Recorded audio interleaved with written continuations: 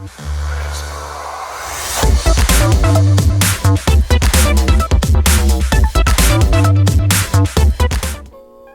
everyone and welcome. This is Laboratory Tech 13 here from the RIPTIDE Project Laboratory, and we've got another video for you today.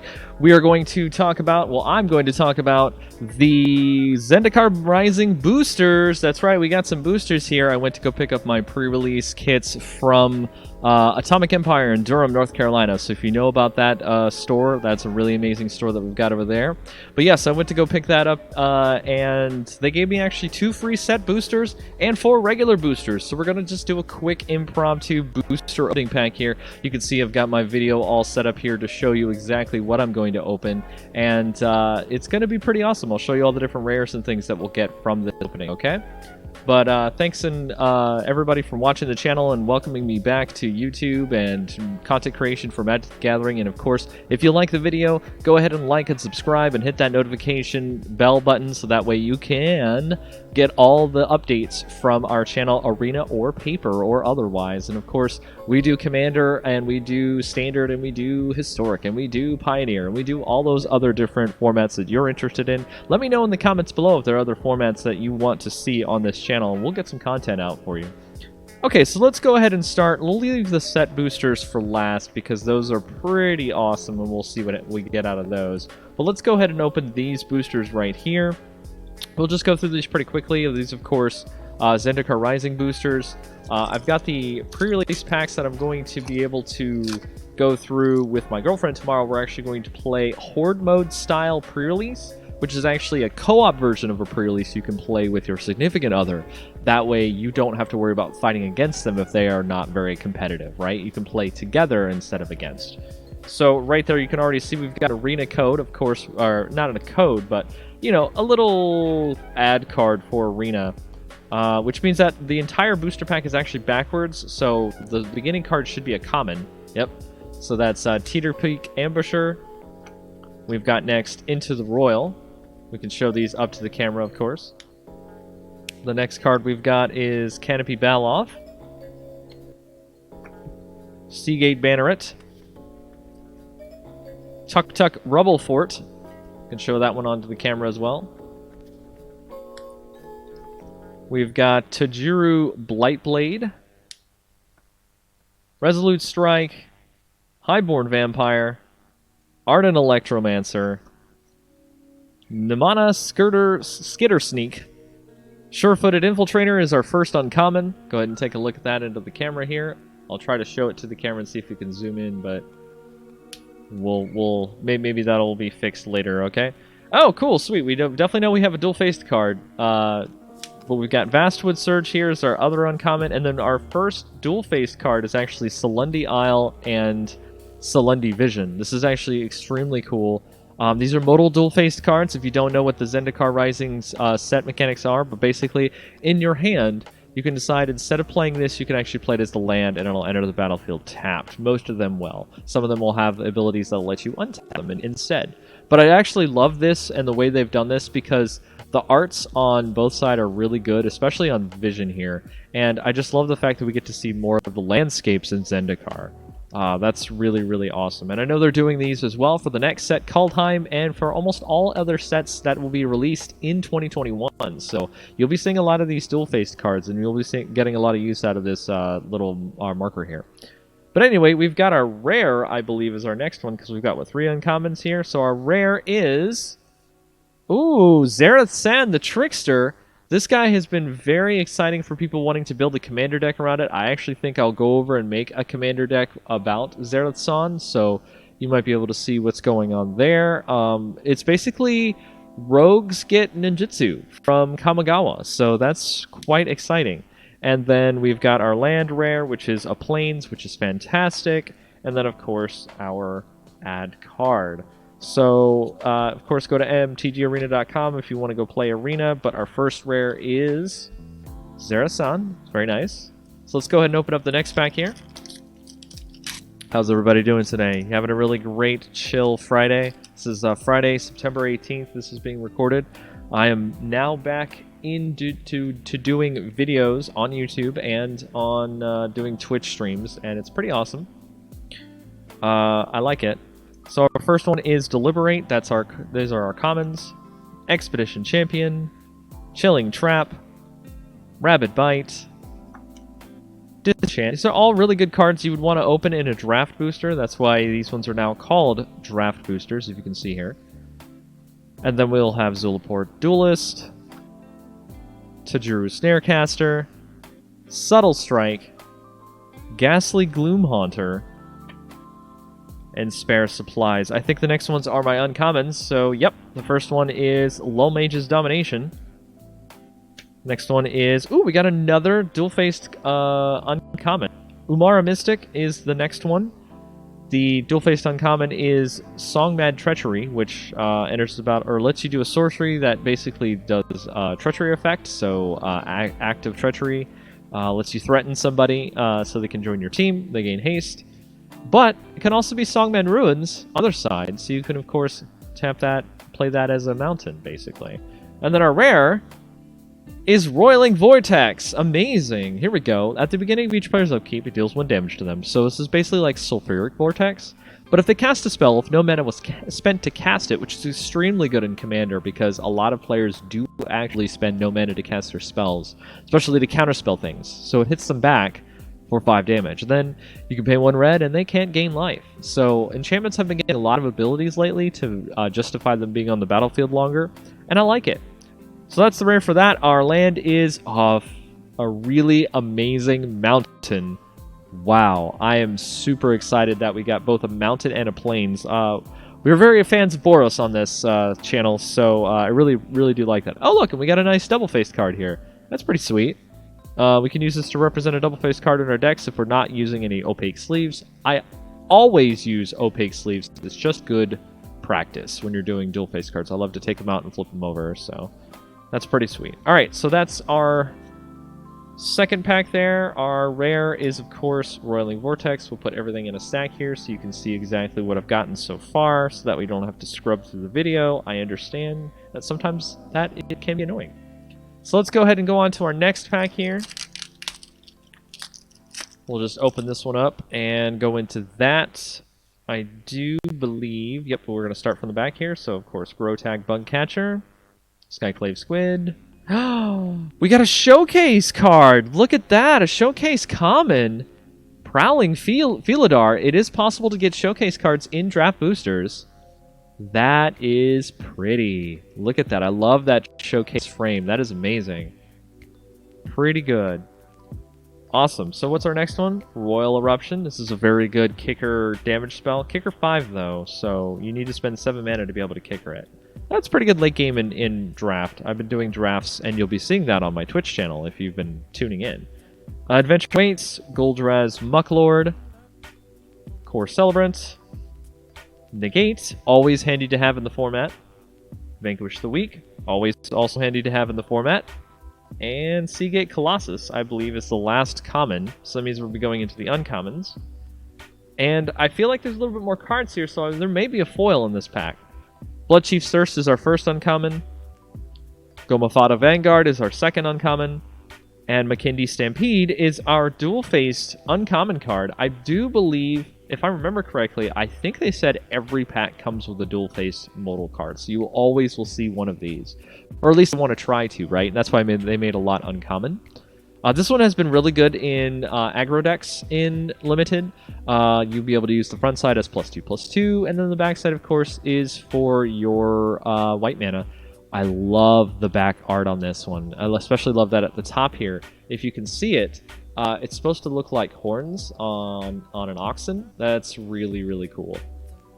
Okay, and then our rare should be Zagra's Thief of Heartbeats. We've got another legendary creature.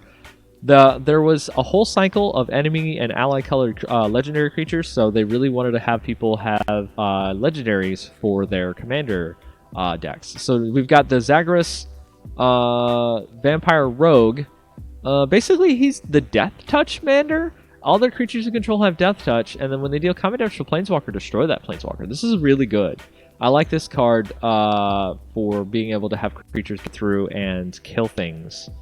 That seems pretty sweet. And then I think our foil Oh no, so our land is a swamp. I guess we didn't get a foil. Well, we got another dual-faced tracker card. That's pretty good. And we got a swamp. That's pretty good. All lands that you get in this set are full art. It's Zendikar. That's what they do. So that's quite handy. All right, that'll be our last one for the... actually, we have one more draft booster, and we'll open up the set boosters to the right here. That's the money pack opens that I know you wanted to see for this. So we'll go ahead and start here with Chilling Trap, Nahiri's Binding, Cleansing Wildfire, Tajura Blightblade, Tazim Royal Mage, Pressure Point, Jiraga Visionary, Feed the Swarm, Blood Price, Shell Shield, and I think that's the last of the commons. So we're into the uncommons first. Relic Golem, really love the art on this one. It's a giant kind of mech-looking thing. Love Golems, used to be one of my favorite card types in the game before I got into equipment. Artifact type, anyway. And I also have a Karn Golem deck. It's not exactly a Golem deck in Commander. It's just a Karn deck with him being as the commander. So this one is the payoff for the Rogue deck in Limited, where it can't attack or block unless the opponent has 8 or more cards in their yard, and then it mills them. And milling is actually an effective strategy in Limited, and they've been trying to push that every set together to get that to go. So, and then we have our next one is Skyclave Plunder. This has been a really good party mechanic card, where party is where you count the number of creature types that are in party, which are rogue, cleric, warrior, and wizard, and cards get an effect based on it. And Skyclave Plunder has been really good because you look up to the top X and then put those cards in your hand and the rest on the bottom. So our dual-faced card here that we've got, modal dual-faced card, is Akum Warrior. 5 and a red for trample, 4/5 trample on the front, and then we've got Akum Teeth, which taps for red on the back.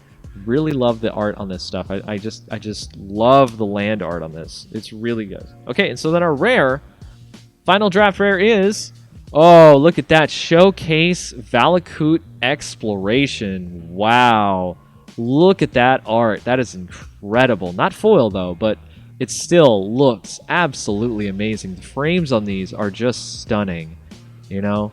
Of course, 2 in a red enchantment. Whenever a land enters the battlefield under your control, exile the top card of your library. You may play that card for as long as it remains exiled. And then, if you did not play that card, it pings them for 1 damage for every card that you've exiled with Valakut Exploration. So multiples on this get really good. But that's a pretty good opening right there. And then our last card is, of course, another Plains. This is the Tornado Plains.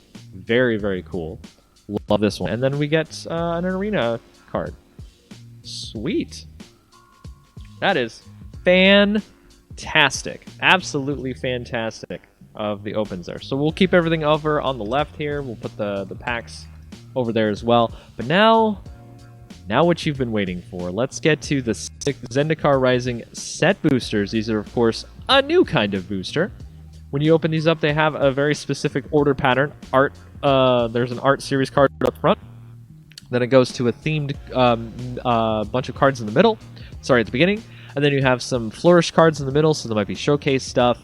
And then you have 2 rares, and then you have, I do believe, an ad card at the back. And a land card too, I believe. But then a possibility of the list.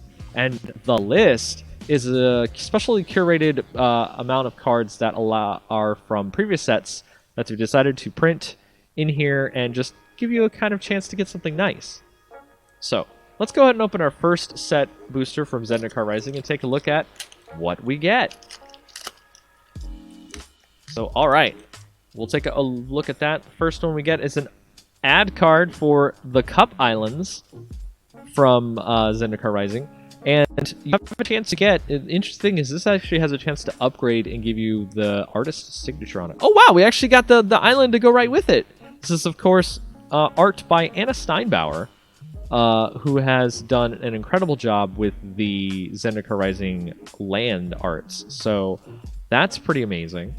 So we'll have the island first. That's full art island, and then we'll go into, it looks like we're getting into +1/+1 counter theme here. So we've got Haggard Constrictor, Guldraz Mucklord, Scale the Heights. Yes, that's green-black. Mind Drain, and some mill here too. Glacial Grasp and Canyon Jerboa. Very interesting. Oh, these are uncommons. Canyon Jerboa, Akum Warrior, who of course turns into Akum Teeth. Then we've got Tazim Raptor here, and then we've got Relic Vial. Okay. And then our rare is Morag Fury of Akum. This has actually been it's a mythic, actually. People have been really excited about this card because it lets you get, every time you do landfall, extra combats. But you have to make sure to do it after every time you have a main phase, because otherwise you don't get an extra combat. If you do it before pre-main phase, you don't get that extra combat. Okay. And then our foil is Turn Timber Ascetic. Wow, take a look at that. That is incredible. And then our token is Plant Token. So that was the first Zendikar Rising set booster. Quite amazing. We got some really cool stuff in here. We got that the art card.